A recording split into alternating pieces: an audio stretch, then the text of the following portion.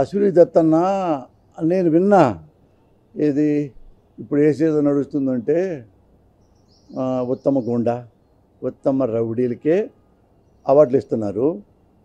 మిగతా మంచి అవార్డులు రావాలంటే వాళ్ళ ప్రభుత్వం రావాలన్నట్టుగా సెటైర్లుగా. అంటే అశ్విని దత్ అన్న పొరపాటున ఓ మాట మర్చిపోయాడు. అశ్విని దత్ ఏమనాలంటే ఉత్తమ వెన్నుపోటుదారుడు, ఉత్తమ లోఫర్, ఉత్తమ డ్రాఫర్, ఉత్తమ బ్రోకర్, ఇవి కదా ఒకప్పుడు అశ్విని దత్ అన్న నాతో కూడా అన్నట్టు గుర్తు. మనం ఇవ్వాల్సింది ఉత్తమ వెన్నుపోటుదారుడికి అని. ఇవి కదా అశ్విని దత్ అన్న ఇవ్వాలి. ఇంతవరకు ఈ గవర్నమెంటు నంది అవార్డులు ఇవ్వలేదు కదా.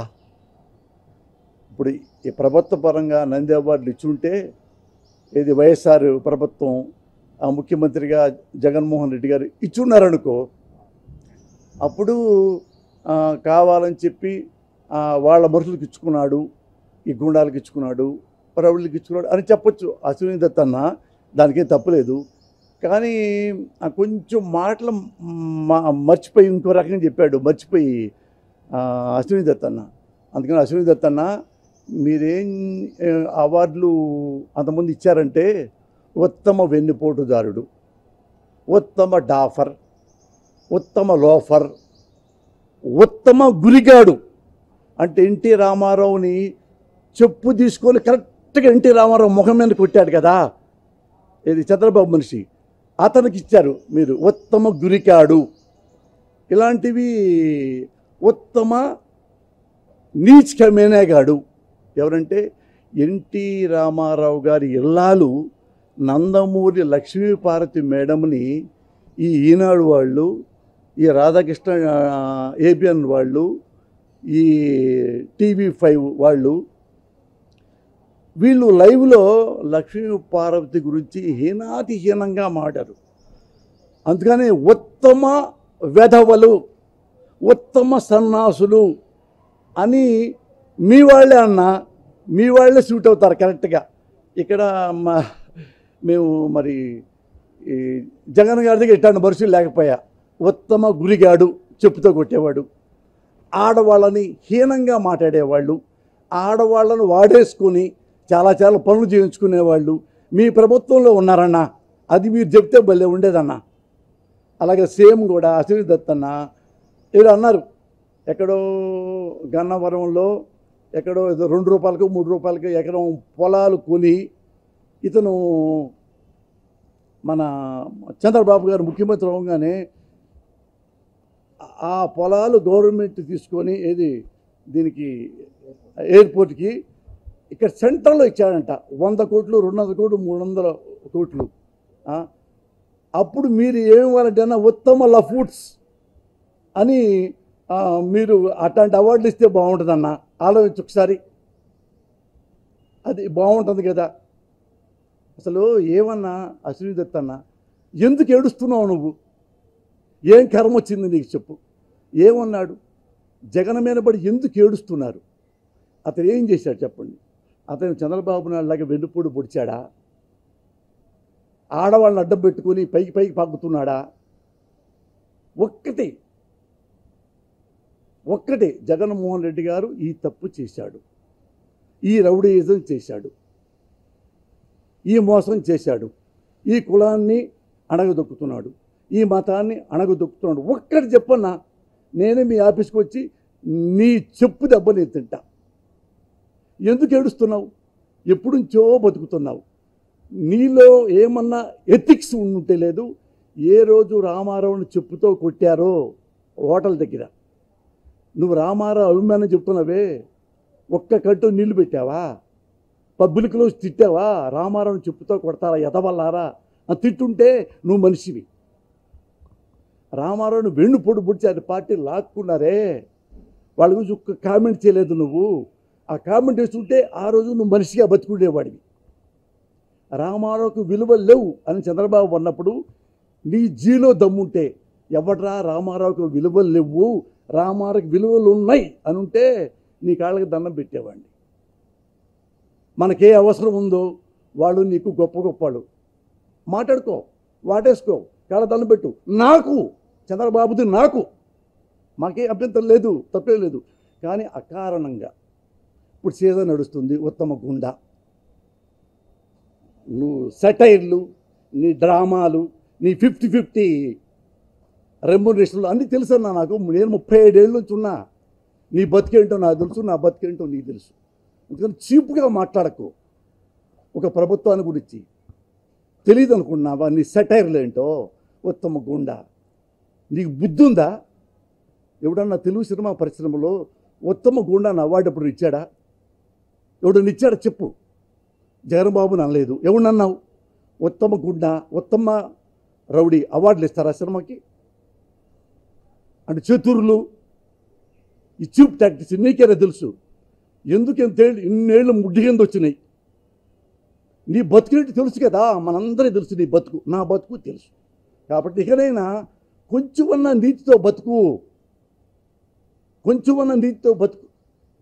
అదే నేను రిక్వెస్ట్ చేస్తాను నీకు. మన పర్సనల్ మ్యాటర్లే ఇది, సినిమా ఇండస్ట్రీ సంబంధం లేదు. ఓకేనా? అలాగే ఆదిశేషగిరిరావు గారు కూడా రెండు ప్రభుత్వాలు సినిమా ఇండస్ట్రీని నిర్లక్ష్యం చేస్తున్నాయి, పట్టించుకోవట్లేదు అంటే. ఆదిశేషగిరిరావు ఆయన బంగారు అంటారు, మంచోడు. కృష్ణ గారు ఎంత మంచోడో బంగారన్న కూడా అంతే మంచోడు. కాకపోతే అన్న ఏం మర్చిపోయాడంటే, ఈయన జగన్మోహన్ రెడ్డి గారు ఇప్పుడు ప్రభుత్వం వచ్చి 3.5 ఏళ్ళే, ఇప్పుడే వచ్చాడు.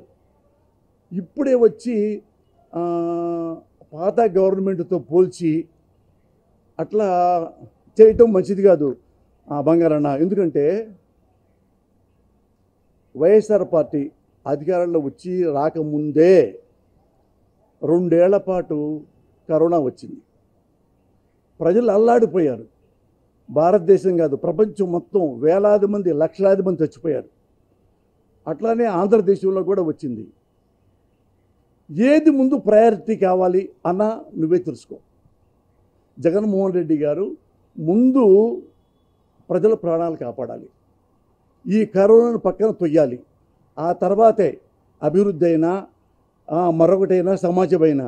అనగానే 24 అవర్స్ 24 గంటలు ఏది పట్టించుకోకుండా కరోనా కరోనా కరోనా కరోనా అని ఆంధ్రదేశం నుంచి ఆల్మోస్ట్ పారదోలి లక్షలాది కోట్లాది మంది ప్రాణాలు కాపాడాడు. దానికి 2 ఏళ్ళు పైన పట్టింది. అది మీరు తెలుసుకోవాలి బంగారన్న. 2 ఏళ్ళు పైన తెలుసుకుంది. ఇంకెంత టైం ఉంది? 1.5 అవర్, 1.5 ఇయర్. ఆ 1.5 ఇయర్లో ఏం చేశాడో మీకు తెలుసు కన్నా. నాడు నేడు కానీ మరొకటి కానీ ఏది ఇంపార్టెంటు? ఇప్పుడు కరోనా ఇంపార్టెంటా, నంది అవార్డులు ఇంపార్టెంటా? ఒకటి మీరే తెలుసుకోండి. దానికి ఎక్కువ టైం కేటాయించాడు. నెక్స్ట్ ఇంకోటి చెప్పారు, ఏ ప్రభుత్వం వస్తే ఆ ప్రభుత్వం అనుకూలంగా నందులుచుకుంటున్నారు అన్నట్టు ఉందన్నమాట. అయితే ఇది ఇప్పుడే వచ్చిన ప్రభుత్వం వల్ల ఇంతవరకు నంది అవార్డులు ఇవ్వలా, ప్రకటించలా. అది ఇచ్చుంటే, ప్రకటించుంటే, అవి అన్యాయంగా ఉంటే మీరు ఈ మాట మాట్లాడవచ్చు, మీకు ఆ హక్కు ఉంది. కృష్ణ గారి బ్రదర్గా కాకుండా పద్మాలయ అధినేతగా కానీ, ఒక పెద్ద మనిషిగా, ఒక పొలిటీషియన్గా, ఒక గుడ్ పర్సన్గా మీకు హక్కు ఉందన్న.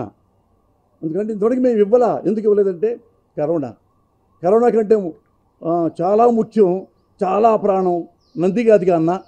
అందుకని ఇది అయిన తర్వాత, ఈ ప్రజల కష్టాలు తీర్చిన తర్వాత అప్పుడు ఈ సాంస్కృతిక కళలు, ఈ కళాకారుల గురించి 100% జగన్మోహన్ రెడ్డి గారు ఆలోచిస్తారు.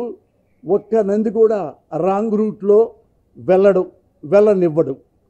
అది నేను నీకు హామీ ఇస్తున్నానన్న బంగారన్న.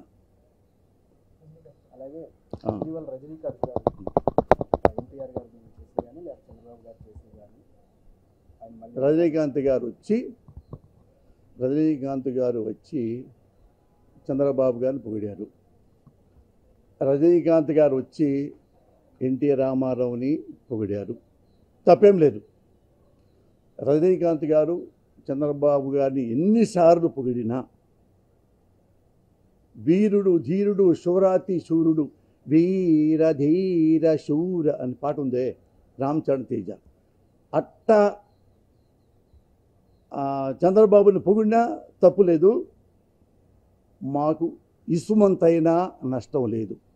ఎన్నిసార్లు అయినా ఎవ్రీడే వచ్చి మద్రాసు నుంచి ఆంధ్ర వచ్చి ఆంధ్రప్రదేశ్ విజయవాడ సెంటర్లో చంద్రబాబు గురించి డైలీ మాట్లాడుకోవచ్చు. చంద్రబాబు చాలా గొప్పవాడు, చంద్రబాబు గారికి పట్టం కట్టండి అని మీరు చెప్పినా, రజనీకాంత్ గారు చెప్పినా తప్పు లేదు. ఎందుకంటే దానివల్ల మాకు నష్టం లేదు. ఎందుకంటే ఏం తెలుసుకోవాలంటే మా ఆంధ్రదేశ ప్రజలు, మీ తెలుగు సినిమాలో సూపర్ స్టార్ మాకున్నాడు. ఆ సూపర్ స్టార్ పేరు Chiranjeevi. One of the toppest star in India, only toppest star in Telugu industry Chiranjeevi గారు ఉన్నారు. చిరంజీవి గారు ఏమన్నా మాట్లాడినా దానికి వాల్యూ ఉంటుంది. చిరంజీవి గారు ఏం మాట్లాడినా చంద్రబాబు గారు వింటారు. చిరంజీవి గారు ఏం మాట్లాడినా టక్క నిద్రలేచి జగన్మోహన్ రెడ్డి గారు అంటాడు, అన్న ఏదో మాట్లాడారు చిరంజీవి అన్న అని జగన్ గారు చదువుతూ ఉంటారు. మా చిరంజీవికి, మా సూపర్ స్టార్కి విలువ ఉంది ఆంధ్రదేశంలో. అందుకని మా సూపర్ స్టార్ ఏమన్నా మాట్లాడితే మేము ఆలోచించాలి. తమిళనాడులో రజనీకాంత్ గారు సూపర్ స్టార్ కదా, అందుకని తమిళనాడులో మాట్లాడితే డెఫినెట్గా 100% వాల్యూ ఉంటుంది రజనీకాంత్ గారికి. ఇక్కడ మాట్లాడవచ్చు బ్రహ్మాండంగా. వెల్కమ్ రజనీకాంత్ గారు, మీరు ఎవ్రీడే ఆంధ్ర రావచ్చు, మమ్మల్ని విమర్శించవచ్చు, చంద్రబాబు గారిని మీరు పొగడవచ్చు. ఏం తప్పు లేదు. ఎందుకంటే ఆయన ఓటు హక్కు ఉన్నది, భారతీయుడు, ఏమైనా మాట్లాడవచ్చు. కానీ మాకు లెక్క, మాకు విలువ మా సూపర్ స్టార్ చిరంజీవి గారు. ఈ చిరంజీవి గారు మా జగన్ అంటే చాలా ఇష్టం. తమ్ముడు అని పిలుస్తాడు. జగన్ గారు ముఖ్యమంత్రి అవ్వగానే తెలుగు పరిశ్రమలోంచి వెంటనే వచ్చి ఫ్లైట్ వేసుకొచ్చి ఆయన వాటేసుకొని జగన్మోహన్ రెడ్డి గారిని కౌగులించుకొని ముద్దు పెట్టి, తమ్ముడు కంగ్రాచులేషన్స్ అని శాల్వా కప్పి ఇంట్లో టిఫిన్ తిని అన్నం తిని వచ్చారు. మళ్ళీ కుటుంబంతో మళ్ళీ వచ్చి జగన్ బాబు గారిని దీవిస్తాడు. ఏ పనున్నా జగన్ గారు నేను వస్తున్నా, తమ్ముడు నేను వస్తున్నా అంటే సీట్లోంచి లేచొచ్చి జగన్మోహన్ రెడ్డి గారు బయట నుంచొని చిరంజీవన్న బయలుదేరారా, గేటు దగ్గర వచ్చారా అనగా తను కూడా గేటు దగ్గర నుంచొని వచ్చి అన్నా రండి. అంత ఎట్టయితే జగన్మోహన్ రెడ్డి గారు తన తండ్రి వైఎస్ఆర్ని ఎంతగా ప్రేమిస్తాడో అంతగా ప్రేమిస్తాడు మా సూపర్ స్టార్ చిరంజీవిని. అందుకని చిరంజీవిని మేము లెక్కేసుకుంటాం. ఇక ఎవరు ఏమన్నా కానీ నవ్వుకుంటాం. God bless you.